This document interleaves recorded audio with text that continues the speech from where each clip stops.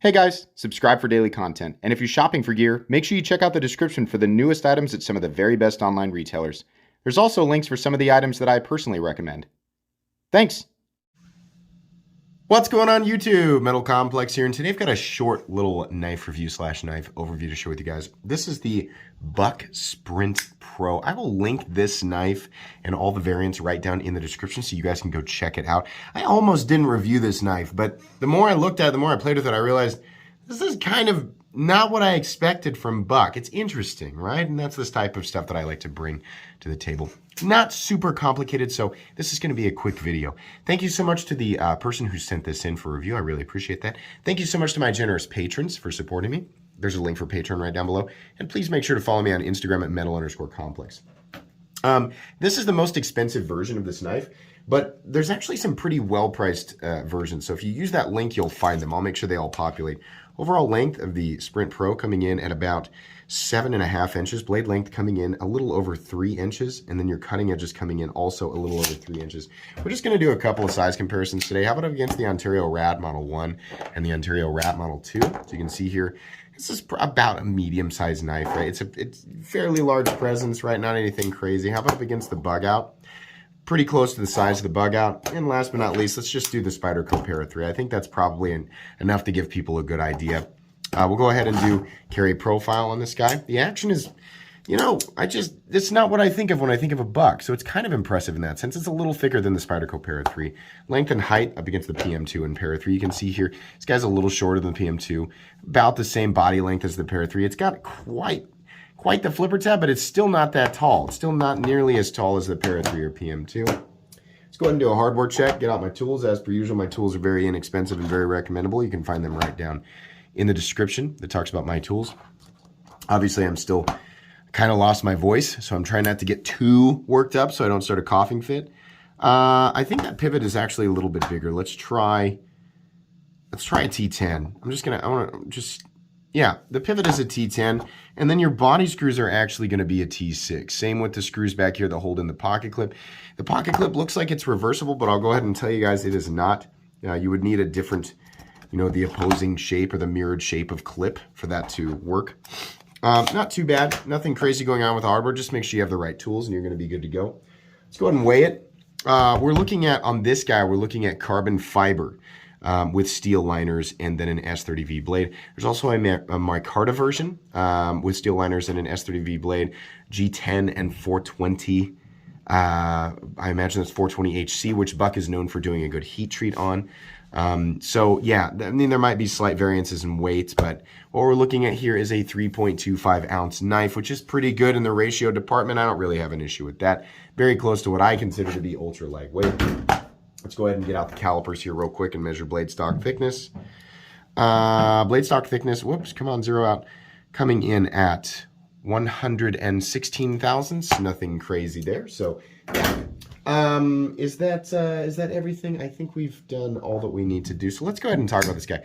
So the first thing I noticed is, wow, it's not like Buck has never done, like, whenever I think of Buck, it's because I'm stuck in the past, ironically. When I think of Buck, I think of traditional knives, right? Now, they have done plenty of knives that are not traditional and more modern, but I guess I just wasn't expecting to handle a Buck that's running on bearings that's got, a flipper tab and actually has pretty good flipping action. And you know what? It's not completely and totally fall shut, but it does, it does glide into place pretty well. The detent's okay. There's a little bit of detent lash, and by that I mean when the blade is in the closed position and I move the flipper tab around, I can feel that detent ball moving around in the detent hole just a little bit. Is that going to cause an issue? Probably not. It's just kind of a, reviewer being overly critical of tolerances kind of thing. Not that big of a deal. There is no pivot lash though, and whoops, the blade absolutely locks out completely and totally solid. This is a user, the person who sent this in absolutely uses it. So there's a few things I'm not going to judge it on, including the edge. It's obviously been resharpened, right? I'm not going to come down on it too bad. As far as I know, Buck does a pretty good factory edge. You don't hear a lot of people complaining about, Buck's factory edges. Something I really like about this and something I'm happy to talk about is that this is made in the United States. And while this guy is pretty expensive, we're looking at carbon fiber. It actually looks pretty good. Like the carbon fiber on this actually looks really nice. They've got some Cerakoted hardware here. If you want to, excuse me, pay extra for that, you can. I'll tell you guys right now, this guy comes in at about $165. The Micarta one, however, comes in at $109. S30V, Micarta, USA made. Yeah, that's pretty good. And then they have the Pro Select, which is the less expensive one, coming in at like $55, which I believe, if I'm not mistaken, is it also USA made? That's pretty impressive. I mean, it's like I don't review a lot of buck knives, and, sometimes I joke about the buck 110, right? But, man, there's a lot good here, between those two, not specifically this one, but the Micarta S30V version and the 420 and G10 version coming in at 55 or so. Yeah, considering these are US made, can you get better materials for less money? Yeah, but I they're pretty tight in there. I mean, competing up against a lot of the foreign manufacturers, that's pretty tight competition, and they're squeezing in there. So I want to point that out, and I think that's pretty cool. The blade here has a pretty standard satin finish on it, and I am just sick to death of these just plain Jane satin finishes, but maybe that's how they keep the cost down a little bit. I would have preferred maybe something that was tumbled, something where the finish, resulted in, just more general evenness, but it's not bad. This is a standard drop point blade with a flat that carries out about 85%. Not a super thick blade, right? Good tip. I would imagine the factory edge was good. This one's been touched up a few times.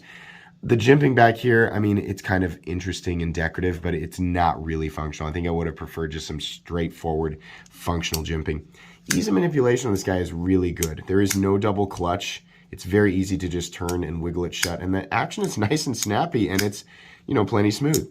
It's about what I expect at this price point, and Buck did it pretty well. Ergonomically, it's also very comfortable. I mean, it's pretty straightforward. There's a lot of knives out there that have similar ergonomics, but they did this well. There's nothing in the cutting path, and you're fairly close to the cutting edge, so you can make this work if you need to. The pocket clip is a bit of a hot spot, and that's because that bill is really it really didn't need to be that high. So just keep that in mind. But yeah, disengaging the liner lock, because they cut this area out right here, is real easy. All the edges are nicely chamfered, nicely knocked down. It's really a pretty comfortable handle. I mean, again, they're not like reinventing the wheel here. They're not doing anything super duper crazy. It's really a pretty straightforward design. I've reviewed hundreds of knives that are similar to this, right? It's not necessarily that I'm celebrating some incredible innovation in terms of design and function. No, but the fact that Buck did, it's just surprising to me, and maybe I've been living under a rock when it comes to Buck knives. I just didn't expect something like this from Buck, especially at the price point. I kind of like the little, I guess it's an anvil there on the pivot. On this particular guy, the red, what I assume is Cerakote, because, we're not going to be anodizing, aluminum, steel, or titanium hardware. Not that the pivot would be aluminum or the pine, but I'm sorry, aluminum actually can be anodized red. But it's not, this is not aluminum hardware. Titanium cannot be anodized red, and neither can steel, so it's most likely Cerakote or maybe paint, right? I'm really happy that they backed up the frame with a steel liner. Those are full countersunk steel liners in there, so that's nice. The stop pin actually is attached to the blade and rides in a channel, which is something that I really like. That's something I always point out. Instead of the blade contacting a single stop point, one point of contact, you have both lugs contacting either side of the liner, which means pressure is mitigated away from the pivot when you're cutting and you do sort of a twisting cut or something like that. Not really adding any truly measurable durability, but it makes me feel good in my mind, right? Pocket clip is okay, carries deep, right? I just don't really like the bill. I kind of wish the bill was just a little more, a little less aggressive. Backspacer looks good. In fact, fit and finish all the way around really looks pretty good. This knife is locking up, and it's been used a little bit. It's locking up at probably about 50%. Like I said, no blade play, up, down, left or right, no lock stick. It's a bit off center. That's one of the things I'm not going to judge it too hard for, because this is somebody else's knife. They've clearly been using it, flipping it. I am almost certain I could adjust the pivot and body screws and get it back to center.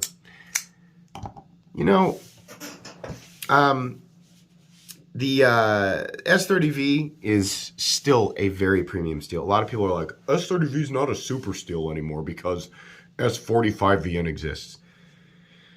For the vast majority of people taking their knives out and using them, you're not going to notice a difference between S30V and S45VN or S35VN at all. S30V is still a premium composition. It's just no longer the newest, spiciest thing. S30V will actually surpass S45VN and S35VN in edge retention. S45VN has better ease of sharpening and better stainless qualities, right?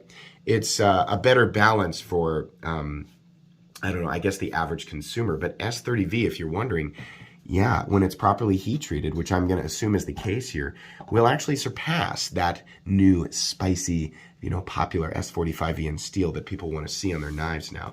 So I'm not really bothered by S30V, especially when you can get this in Micarta for $109, U.S. made.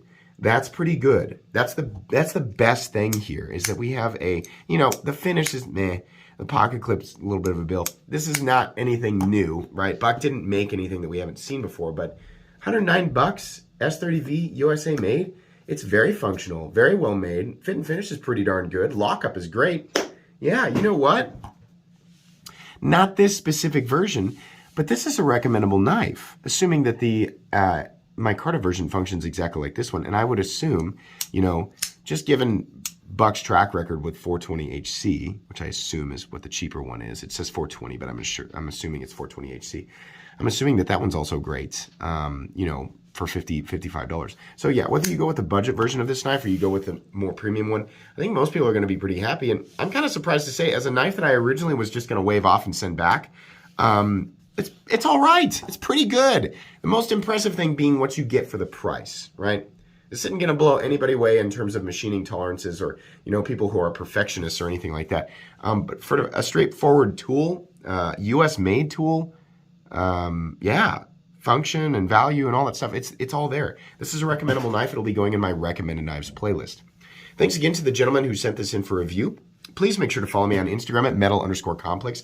If you enjoyed this video, leave a like. If you'd like to check out my other content, I do, of course, have lots of videos of knives that are either expensive or inexpensive that I do or don't like, so check those out. And if you enjoy all my content, go ahead and click on that Metal Complex logo right there and subscribe because there's definitely more coming. Thanks again for watching, everybody, and have a great day.